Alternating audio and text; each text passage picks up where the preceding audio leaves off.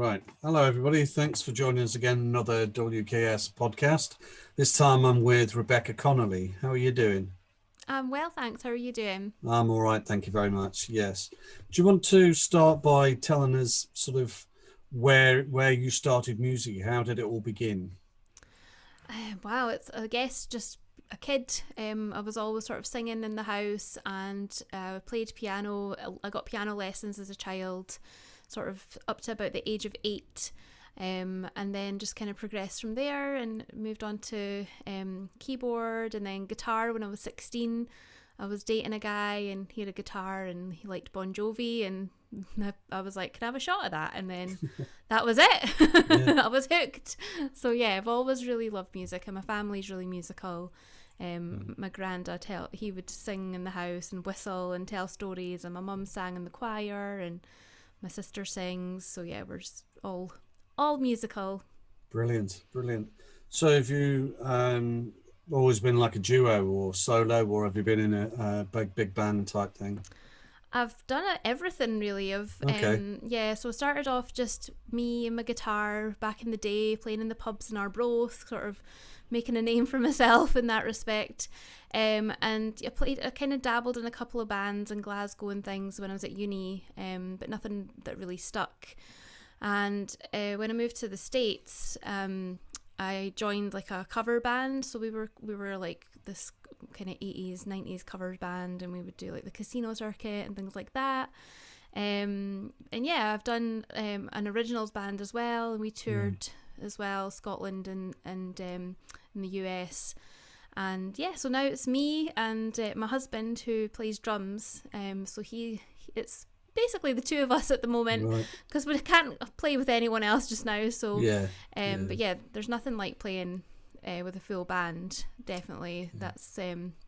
that's always the goal for, I think, a solo artist, is you want to have that backing of the band, and Right. so you can have that energy on the stage and you can Yeah. kind of play off each other.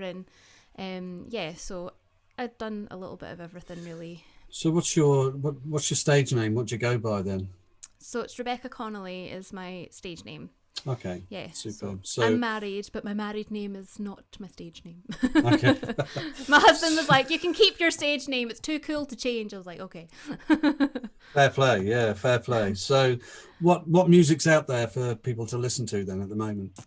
So in February of 2020, I released my second studio album, which was very exciting, and then was not exciting because then we couldn't tour, we couldn't do anything with it other than just online stuff. So it's called California. This is it. This is what it looks like, Brilliant. and it's got 10 tracks on there. It's a bit of a mixed bag, but it's definitely got its roots in sort of country folk, with a sprinkling of pop as well in there. So there's some really nice tracks that tell Mm, some stories, and I feel like all of the songs are like little snapshots of time life that I've written about. So yeah, okay. it's definitely something I'm really really proud of, and Mm. was very excited to tour with it. And then COVID came along and So is put the that kibosh. that's the plan for after COVID then, is it, to get the tour together and Yeah, so we're probably looking at next year for doing a tour because everything's still so up in the air at the moment. So yeah, yeah, yeah. it's Okay. hard to plan. It certainly is. Certainly is. What's your songwriting process like then for you? How where do the words come from and music? Or, you know. It varies actually. Sometimes I'll have like a lick or something, guitar lick or piano piece that'll kind of be stuck in my head, and then I'll just play about with it until something formulates. And other times it's the lyric that comes first, and then the music kind of comes along. But most of the time I write them simultaneously, so the lyrics and the music come together. And yes, I'll sort of play with it for a wee while, Mm, and then go mm, back maybe a week or so later and right. rework and then Do you rework find it again. an easy process? Yeah, I do. To start, when I'm in that sort of zone, I have to be in like some sort of creative zone in order for it to work fluidly.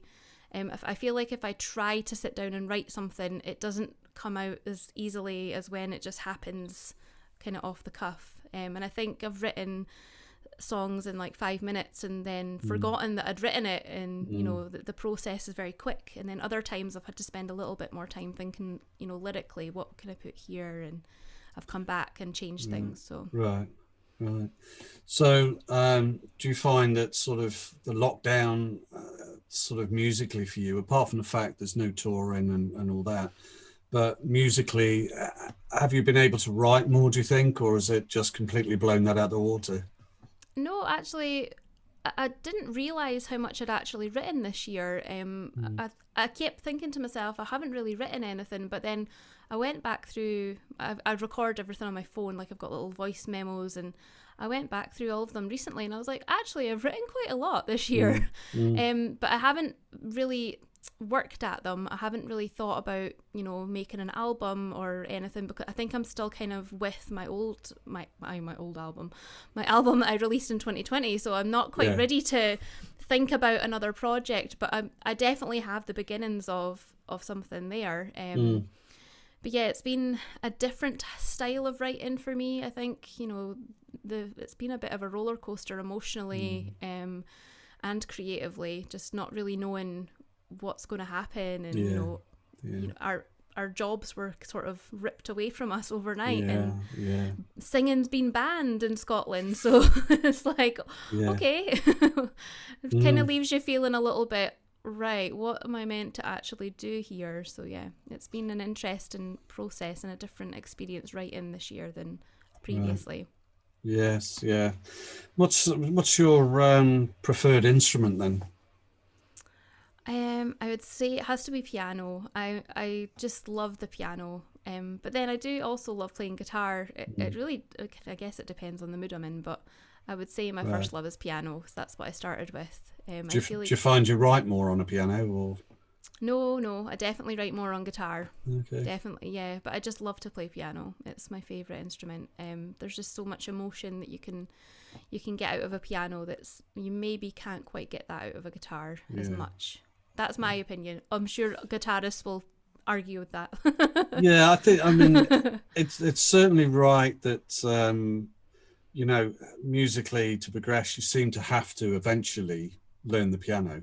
I mean, my daughter, she was a violin from a very young age, and she then had to really, to progress on the violin, had to learn the piano because it gave her way more scope. And I think, you know, that's what I mean. More emotion there, isn't there, really? Yeah, you can create all different kind of scapes, music scapes and soundscapes on the piano, you know, with both hands being involved. Yes. Nice. Yeah. So which studio do you use? So this album, California, we recorded it at Icebreaker Studios, which is in Perth. It was previously known as the Velvet Lounge. So I've never actually recorded anything in Scotland. This was my first time looking for a studio, looking for a producer to work with. So yeah, it was kind of, it was fun. I went around lots of different studios throughout Scotland and visited them and had chats with the producers, and finally found one that I really liked. So I produced this with David McFarlane, who is just an amazing guy. Like, he's a string smith, he could play anything, very talented, and just, yeah, it was a total dream to work with him. Brilliant. So who would you say your influences are musically then? Oh, I always struggle with this one because it changes all the time. I'm a massive Queen fan. Love Fleetwood Mac, Van Morrison, Elton John. You know, I think the greats, basically, you know, listening to the greats. And then more modern, I really like Dua Lipa. I love Taylor Swift, big Sheryl Crow fan, you know, just all sort of pop, synthy guitars and love stories, and just something that really tells a story. Fantastic. Absolutely fantastic. Okay then, so fun question. If you could open for any act, past or present, you know, who would you like, you know, your dream act to open up for? Oh my gosh, that is such a hard question. Oh no. Okay, so my first gut instinct was Fleetwood Mac, because I just adore their music. And it would be so fun to meet them and see what goes on backstage. But then also I love Madonna as well. I think she's an incredible artist who's always kind of moved with time. She's never sort of stopped, and I just really admire her for that. Her longevity in the career. Her career's just spanned so far wide. So yeah, brilliant. That's tough. Well, yeah, I mean, you never know. Fleetwood Mac. I think I heard somewhere that Mick Fleetwood wants to get everybody do a tour where every single person that's played with Fleetwood Mac is on that tour. Well, So, I would be front row right there, and if they need someone to open for them, I read that last week, I think. So that's amazing. It would be quite stunning. Yeah. So what's the best bit of musical advice you've been given, do you think? Oh, best bit of musical advice I've been given. I guess it's don't give up on what your goal and your dream and your focus is. And also that you've got to remember that music is a business, and your music is a commodity, and that you are that brand, and you shouldn't be afraid to sell yourself and put yourself out there, which I think a lot of musicians really struggle with, and I do as well. It's hard to really like sell yourself.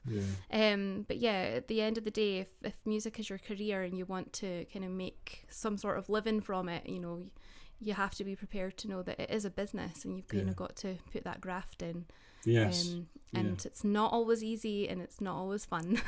No, very true. It's worth it in the end when you're standing on stage in front of people. Yeah. Did you? I mean, you mentioned you've been in the States. Do you do a tour over there, or was it sort of just a few gigs? How was it for you?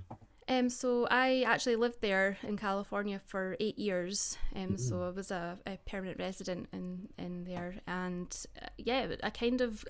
I moved there in my early 20s. So I feel like I kind of honed my skills, and I met so many different musicians and different people, and played in lots of different places. I think that's where I really got my grounding within music, and I learned a lot about the industry. I had managers and things like that, and did lots of different things, and I think it was a very big part of my life that kind of shaped the artist that I became. But then coming back to Scotland, things were very different over here, and I obviously don't have that network that I had grown over in the States over 8 years. So it's been a challenge coming back here and kind of starting again is kind of how it feels a little bit. Right. So what's your we come out of lockdown scenario. So what's next for Rebecca Connelly then? What would you like?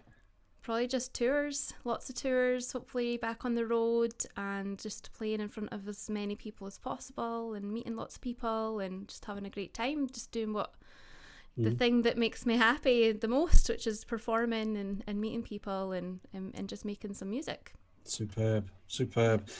Final question for you now. It's an on the spot one, but I ask all artists this question.